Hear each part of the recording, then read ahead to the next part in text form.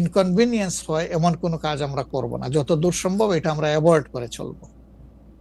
আম, এটা আচ্ছা, আমরা আরেকটা প্রসঙ্গে আসি যে লন্ডনে ডক্টর মোহাম্মদ ইউনূস এবং জনাব তারেক রহমানের বৈঠকের পর যৌথ বিবৃতির প্রসঙ্গে জামায়াতে ইসলামী একটা শক্ত অবস্থান নিয়েছে। তারা বলেছে যে বৈঠককে তারা স্বাগত জানিয়েছেন, কিন্তু যৌথ বিবৃতিটা তারা পছন্দ করেন নাই। এই কারণে জাতীয় ঐক্যমত্য কমিশনে তাদের অংশগ্রহণও তারা একদিনের জন্য বয়কট করেছেন, মানে আপনারা বয়কট করেছেন। পরে আবার ডক্টর মোহাম্মদ ইউনূস আপনাকে ফোন করেন এবং সেই টেলিফোনের পরে আপনি ডক্টর মোহাম্মদ ইউনূস টেলিফোনে কি বলেছিলেন আপনাকে, সেটাকে আমাদের একটু বলা যাবে? না, উনি আসলে সেখানকার পরিবেশটাই তুলে ধরেছেন সামগ্রিকভাবে, যে কেন উনি এটা করতে গেলেন। আমাদের কনসার্নের জায়গা ছিল যে তিনি নির্বাচনের একটা টাইম লাইন, ডেট না, একটা টাইম লাইন ঘোষণা করেছিলেন যে এইটা 1st of April কোনো একটা সময়ে নির্বাচন অনুষ্ঠিত হবে এবং নির্বাচন কমিশন সেই ব্যাপারে তারিখ নির্ধারণ করে তারা শিডিউল দেবে। এটা কিন্তু সবগুলা দলের সাথে সিরিজ অফ টকের পরে, উনি সরাসরি আলোচনার পরে এটা করেছিলেন। এরপরে তিনি লন্ডনে গিয়েছেন। তারেক রহমান সাহেব যেহেতু দেশে নেই এবং তিনি কার্যত বিএনপির এখন হইলেন নির্বাহী প্রধান, ভারপ্রাপ্ত চেয়ারম্যান, তো তার সাথে একটা বৈঠক হওয়াই উচিত, হইতেই পারে। এটা তো ভালো, এটা খারাপ কি? রাজনীতিতে ডায়ালগই তো উত্তম সমাধান। এবং বিএনপির কিছু কনসার্ন ছিল, তার সাথে আলোচনার মাধ্যমে সেটা যদি দূর হয়, এটা তো ভালো, জাতীয় জীবনের জন্য ভালো, জাতীয় রাজনীতির জন্য ভালো। কিন্তু যেটা সকল দলের সাথে আলোচনা করে তিনি একটা টাইম লাইন দিলেন, শুধুমাত্র একটা দলের সাথে আলোচনা করে সেটা থেকে এইভাবে তার প্রকাশ্যে ঘোষণা দেওয়া, যদিও তিনি ডেফিনেটলি বলেন নাই যে রমজানের আগেই হবে, তিনি বলেছেন যদি এই জিনিস ফুলফিল করা যায় তাইলে সেটা আগেও চিন্তা করা যেতে পারে, কিন্তু সেটা ভালো হতো। আমাদের বক্তব্য হচ্ছে ভালো হতো দেশে এসে তিনি তাকে বলতেন যে আমি সম্মানের সাথে আপনার কথা শুনলাম, আমি মনে করি আপনার কথাগুলা লজিক্যাল, আমি দেশে গিয়ে আবার দলগুলোর সাথে একটু আলাপ করবো, করে এটাকে কিভাবে শেপ দেওয়া যায় আমি চিন্তা করবো, আপনি আমার উপর আস্থা রাখতে পারেন। That was good. কিন্তু এটা না করে সেখানে এটা ঘোষণা দেওয়াটাকে আমরা সঠিক মনে করি নাই। আমরা মনে করি যে ক্ষমতার ভারসাম্য একদিকে হেলে গিয়েছে এবং জাতি একটা রং মেসেজ পেয়েছে। এই জন্য আমরা আমাদের এই পর্যায়ে এটা আমার একটা প্রশ্ন, আপনার কাছে কি মনে হয় পরবর্তী জাতীয় সংসদ নির্বাচন আসলে কোন দিন কোন মাসে হবে? আমি ঠিক এটা জানি না, তবে আমি মনে করি যে এটা এপ্রিল পাড়ি দেবে না কোনো অবস্থায়। আর ফেব্রুয়ারিতে হলে আমিই বলেছি সবার আগে, আপনি বলেছেন যে হ্যাঁ, যে ফেব্রুয়ারিতে হলে এটা বেস্ট, কারণ এই সিজনটা আমাদের জন্য কমফোর্টেবল সিজন ইলেকশনের জন্য। আপনার কাছে কি মনে হয় আপনার মনে কি এরকম একটা সম্ভাবনা আপনি দেখতে পান যে এটা রমজানের পরেও আসলে যেতে পারে? সেই ক্ষেত্রে রমজানের সময় আপনাদের ক্যাম্পেইন করতে হবে। বেশিরভাগ সময় আমরা দেখি যে রমজানের সময় ধর্মপ্রাণ মুসলমানদের অনেকেই আসলে দুনিয়াবি কোনো জিনিসের মধ্যে থাকতে চান না, সেই ক্ষেত্রে ভোটের মানে এখনো কি? আমার মনে হয় যে রমজানে তো আমরা সব ধরনের সব কাজই তো করি, কাজ তো আমরা বাদ দিই না কোনো, রাইট? অফিস আদালত ব্যবসা বাণিজ্য সবই তো করি, ক্ষেত খামার যার যেটা আছে। রমজান আমাদের জন্য কোনো সমস্যা না, রমজান কারোর জন্যই সমস্যা হওয়া উচিত না। কোনো দল বলেছেন যে রমজানে ক্যাম্পেইন করতে গেলে অনেক ইফতার মাহফিল হবে, সেখানে প্রচুর টাকা খরচ করতে হবে, আপনি করবেন না। আপনি ইফতার মাহফিলে মেহমান হিসাবে গিয়ে খেয়ে আসবেন, দোয়া করে দিয়ে আসবেন, অসুবিধা কি? আপনাকে টাকা খরচ করতে হবে কেন? ওই সময় তো এমনিও টাকা খরচ করা ঠিক না, শিডিউল ডিক্লারেশন হয়ে যাওয়ার পরে মানুষকে খাওয়ানো ঠিক না। আপনি খাবেন, অসুবিধা কি? দাওয়াত দিলে যাবেন, খাবেন, কথা বলবেন, মিশবেন, হাত মিলাবেন, এটা আপনার নির্বাচনী কাজকে আগাবে, কোনো সমস্যা তো নাই। আপনি কোনটা প্রেফার করবেন, মানে ইলেকশনের ডেট ফেব্রুয়ারি অর এপ্রিল? আমরা তো প্রেফার করে বলেছি বেস্ট হইলো ফেব্রুয়ারি, কিন্তু এপ্রিলে হইলে কোনো অসুবিধা নাই। আমরা মনে করি এপ্রিলে হইলে অসুবিধা নাই, তবে এটা ক্রস করা উচিত নয়। এপ্রিল ক্রস করা উচিত না, কোন অবস্থায় উচিত হবে না। আপনি কি মনে করেন এখন যদি নির্বাচন কমিশন বলে যে তারা ডিসেম্বরে নির্বাচন দিতে চান, তাইলে কি আপনারা আপত্তি জানাবেন না আপনাদের এটা? হ্যাঁ, না, আমরা ওই যে 2-3টা জিনিস বলেছি, যে বেসিক রিফর্ম, তারপরে হচ্ছে আপনার দৃশ্যমান বিচার, প্রবাসীদের ভোট ইনকর্পোরেট করা, এই 3টা জিনিস যদি আমরা মিনিমাম পাই তাহলে ডিসেম্বর কেন, সামনের মাসে হইলে আমাদের কোনো আপত্তি নেই। ডিসেম্বর আমাদের দর্শক, আর আমরা দেখেন মূল থেকে কখনো বলি নাই যে এই মাসে হতেই হবে, এই শব্দ কিন্তু কখনো আমরা উচ্চারণ করিনি। আমরা এই ব্যাপারে ফ্লেক্সিবল। আমরা প্রধান উপদেষ্টার কমিটমেন্টের উপরে রেসপেক্ট শো করতে চাই। উনি বলেছিলেন ডিসেম্বর এই বছর অথবা আগামী বছরের জুনের মাঝখানে হুম যে কোনো সময় তিনি নির্বাচন দিবেন। হুম তা আমরা দেখতে চাই যে তিনি তার কথার উপরে আছেন। তবে এটাও ঠিক যে মে জুন এগুলা কিন্তু ইলেকশনের জন্য কোনো ফেভারেবল টাইম না। ওকে ইভেন এপ্রিলটাও একটু কষ্ট হবে, এই ব্যাপারে বলার অপেক্ষা রাখে না। ওকে ফেব্রুয়ারির চাইতে এপ্রিলে কিন্তু একটু কষ্ট বেশি হবে।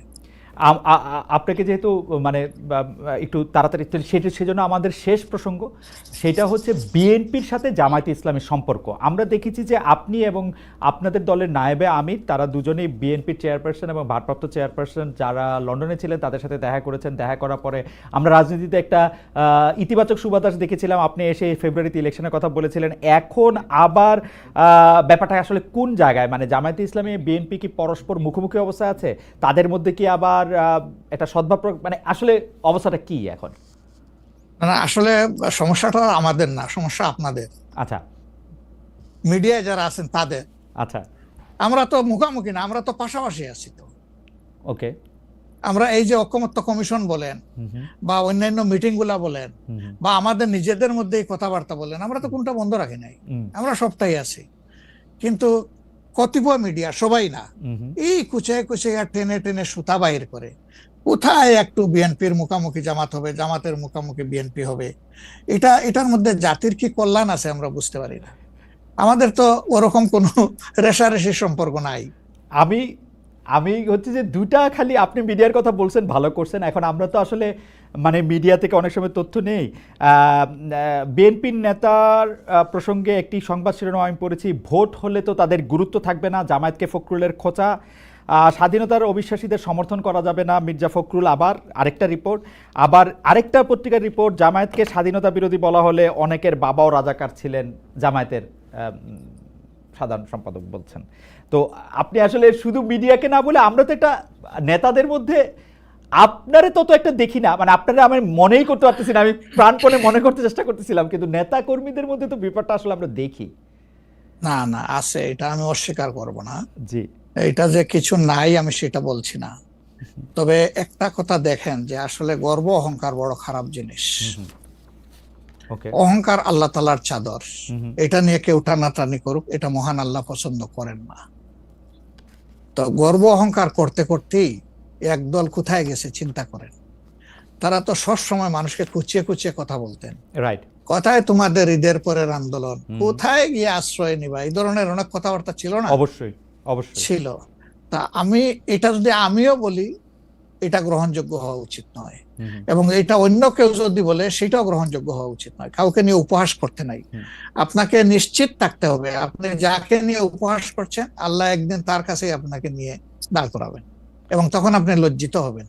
তো আমাদের কারোই এমন কথা বলা উচিত না যে এই কথাটা বলে এরপরে আপনার মুখের দিকে তাকাই আমি হাসতে পারবো না, এমন কোনো কথা বলা উচিত।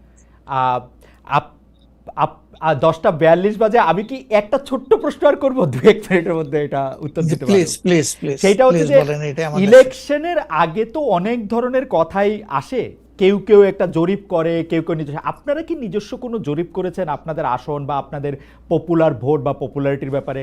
কেউ কেউ বলছেন এবার আপনারা 91-এর বিএনপি যেমন আওয়ামী লীগকে কাঁদিয়ে ক্ষমতা পেয়ে গেছিল, এইবারও আপনাদের এরকম একটা হইতে পারে, এটা কি আপনার মনে হয় যে মানে? মহান আল্লাহ সবচেয়ে ভালো জানেন, তবে আমরা জরিপ করেছি এবং আরো করব। আচ্ছা, আমরা যখন জরিপ করি তখন নির্বাচনী কোনো আবহ সৃষ্টি হয় নাই, সেটা ছিল নভেম্বর ডিসেম্বরে।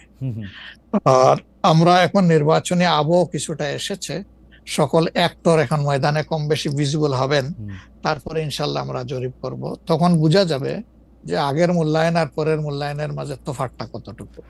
আর যেটা বললেন যে কাউকে খাদ দিয়ে খাওয়ার ক্ষমতায় যাওয়া, আমরা ভাই আসলে ক্ষমতায় যাওয়ার বিষয়টা দেখি না। আমরা দেখি যে এটা একটা বিশাল দায়িত্বের বোঝা।